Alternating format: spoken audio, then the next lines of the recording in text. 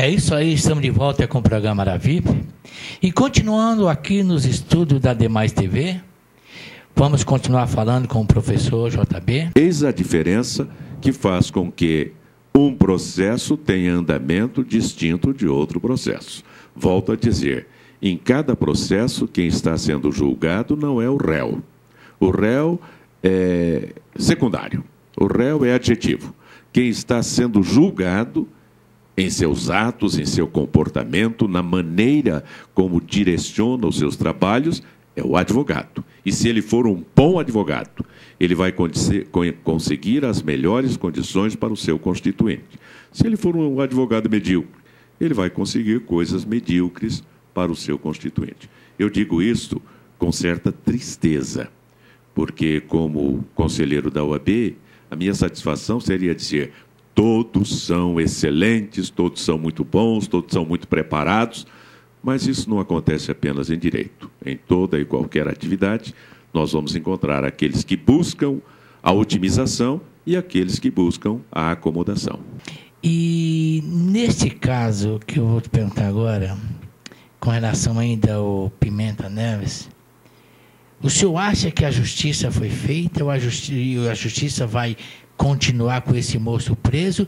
Porque me parece que a advogada dele está entrando com processo alegando que ele é um moço doente. Se ele teve tanto tempo para colocar isso nos laudos, por que só agora essa advogada quer colocar isso nos laudos afirmando que ele é doente e precisa de cuidados médicos e tem que ser tratado em casa? É o direito que assiste a ela. Ela é advogada contratada para dar o melhor de si em favor do seu constituinte. Para isso, ela foi contratada e está recebendo seus honorários. Ele tem hoje 74 anos. É um cidadão provecto. E, além de ter 74 anos, eu não conheço detalhes, portanto não vou assegurar, mas afirma a sua advogada que ele é um homem doente. O fato dele ter 74 anos hoje não altera nada em relação à sua condenação. Mas o fato dele alegar doença, se for comprovada, sim. Mas aí independe da idade, independe do grau de periculosidade que ele represente, independe também da intensidade da pena. Qualquer condenado que provar, pelos meios exigidos pela lei, que padece de enfermidade que exija um cuidado especial, vai ter esse tratamento especial. Isso não é privilégio dele. Agora, ela está alegando isso neste momento, porque neste momento foi determinado o seu recolhimento ao xadrez, à prisão. Até então ele estava em casa. E se estava doente ou não, ele estava sendo tratado em casa. A partir de agora, quando ele vai para o xadrez, se efetivamente ele tiver um estado de saúde debilitado, que exija cuidados especiais, esses cuidados especiais não poderão ser prestados em uma cela. Ele terá, então, se provada esta realidade, comprovada por laudos, ele terá, então, condição de pleitear que cumpra a prisão em casa, domiciliar. Nós vimos também que, me parece que ele pegou, parece que 15 anos de detenção. Por ele ter mais de 70 anos também, isso não vai, como o senhor falou mesmo, não vai mudar nada na pena que ele levou. Mas me parece que ele vai ficar só 30 e 32 ou 36 meses preso. Por que essa redução de não ficar os 15 anos direto na cadeia? Isso também é alguma coisa que não beneficia apenas a ele. A redução de pena está prevista em lei e abrange a todo e qualquer presidiário. É o cumprimento de um determinado prazo, a partir do qual vai havendo o que se chama progressão da pena. Ele passa do regime fechado para o regime semiaberto e do regime semiaberto para o regime aberto. Isto, volto a dizer, não se aplica apenas a ele, mas a lei da execução penal estabelece esse critério para todos. Ele vai se beneficiar, não em função da idade, volto a dizer, mas em função da lei que já existe. Ele já cumpriu 7 meses, teria que cumprir agora aquilo que complementa o tempo mínimo necessário exigido por lei. E aí, Michele, tem alguma pergunta para fazer para o professor? Bom, boa tarde, professor. Boa tarde, Michele. Bom, eu gostaria de saber, assim, saindo um pouquinho do caso do Pimenta Neves, no caso do que o senhor falou sobre que as leis não são só para quem tem dinheiro, falando no popular. Mas essas regras que o senhor falou que é a redução de pena e a alegação da doença, para se alegar alguma doença, existe também quando o detento ele oferece risco à sociedade ou não, ou qualquer um que estiver doente, ele pode exigir esse direito? Como é que funciona isso? Excelente pergunta. É muito agradável percebermos, Edivaldo, que nós temos moças que são ao mesmo tempo bonitas e inteligentes. Porque houve um tempo em que se separava uma coisa da outra. Ou era bonita ou era inteligente. Dava a impressão de que as moças bonitas não se preocupavam em aprimorar seus conhecimentos. Hoje mudou muito e aí está a Michele como exemplo. É uma moça bonita, simpática e que formula uma questão bastante interessante.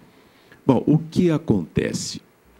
A periculosidade é realmente um fator limitador desta progressividade da pena. Porque se for um indivíduo que represente perigo para a sociedade, ele vai cumprir parte da sua pena ou quando provada a sua enfermidade, mas em um regime hospitalar. Ele não vai para casa. Ele vai ficar dentro de um regime que lhe dê condições de tratar a sua saúde, mas ainda assim é um regime fechado. Só quando não há esta ameaça, essa periculosidade, é que se pode pleitear o cumprimento da pena em regime domiciliar. Então, uma coisa é a enfermidade, outra coisa é o risco à sociedade. A lei, o direito, a justiça, tem por princípio preservar a integridade da sociedade, livrar a sociedade dos riscos que são representados pelos que cometem crimes, pelos delinquentes. Então, a primeira preocupação é esta. A segunda preocupação é aquela que todos sabemos, que é muito antiga, que o objetivo de uma pena não é propriamente punir, é servir de exemplo e de reeducação. Porque o que se quer combater não é a pessoa, mas o crime praticado pela pessoa.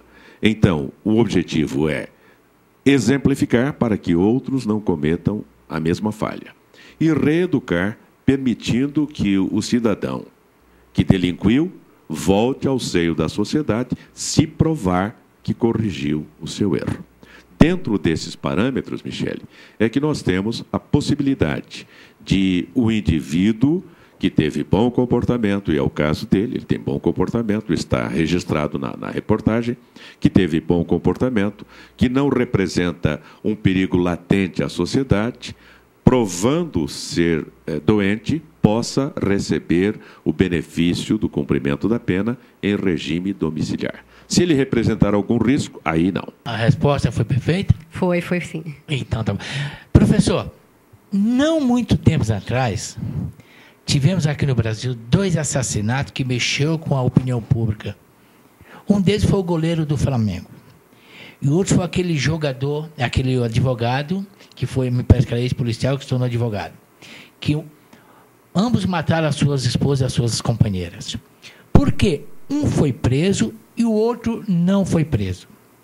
Quando os dois estiveram presos, a justiça deu liberdade para que ele pudesse estar na rua, andando por aí. E quando a justiça resolveu prender o homem fugiu. Por quê? Porque não manteve esse cidadão preso, sendo que ele era a única pessoa acusada de assassino daquela moça na Nakajima lá.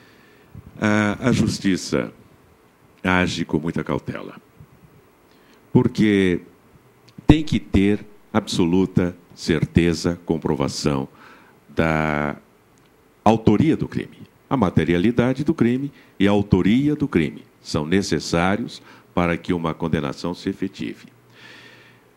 O princípio a que já fiz referência da ampla defesa permite que o advogado apresente todos os meios possíveis e imagináveis de defender o seu cliente. E o judiciário tem que apreciar tudo isso. E enquanto ele está apreciando, o tempo vai transcorrendo. Uma outra questão que responde à sua pergunta é que duas causas idênticas, submetidas a juízos diferentes, podem ter soluções diferentes. Porque o juiz, principalmente o juiz de primeira instância, é um juiz único, ele que decide. Há um princípio popular que diz: cada cabeça, uma sentença. O juiz vai proferir uma sentença de acordo com a sua cabeça e, naturalmente, de acordo com aquilo que está nos autos. Se o advogado competentemente coloca nos autos elementos que autorizem a permanência do seu cliente em liberdade, o juiz é obrigado a cumprir aquilo que ali está. Está demonstrado. O leigo não entende um princípio que na justiça é inexorável. Há um princípio de direito que diz: o que não está nos autos não está no mundo. O segundo princípio é que o juiz tem que julgar de acordo com aquilo que está contido na peça, no processo. Eu estou aqui a me lembrar de que no meu primeiro ano de direito, faz bastante tempo, não me interessa quando, mas faz bastante tempo. Se eu falasse quando, a Michelle ia dizer: eu nem tinha nascido, e é verdade. Mas no meu primeiro ano de direito, numa das primeiras aulas, ainda tratando de introdução à ciência do direito, o nosso professor disse: imagine a situação. O juiz está julgando um acusado. Os autos demonstram que o acusado é culpado. Mas o juiz sabe, pessoalmente, que aquele acusado é inocente. O que é que ele deve fazer? Absolver ou condenar? A maioria da classe disse absolver. Se ele sabe que quem está sendo acusado é inocente, se ele tem conhecimento disso, ele deve absolver. E o professor disse: não, ele tem que condenar, porque ele tem que basear a sua sentença naquilo que está nos autos. E se nos autos os elementos condizem com a condenação, ele tem que condenar. Isso nos chocou, porque nós vimos ali um conflito entre o direito e a moral, entre o direito e o sentimento íntimo de justiça. Mas esta é a verdade. Por isso, quando o advogado competentemente alinha nos autos, coloca nos autos elementos de convicção, o juiz tem que seguir isto. Se ele deixa aleatoriamente ou deixa soltamente, então temos uma outra realidade. Está lotada. Vamos para um breve intervalo, voltamos já já.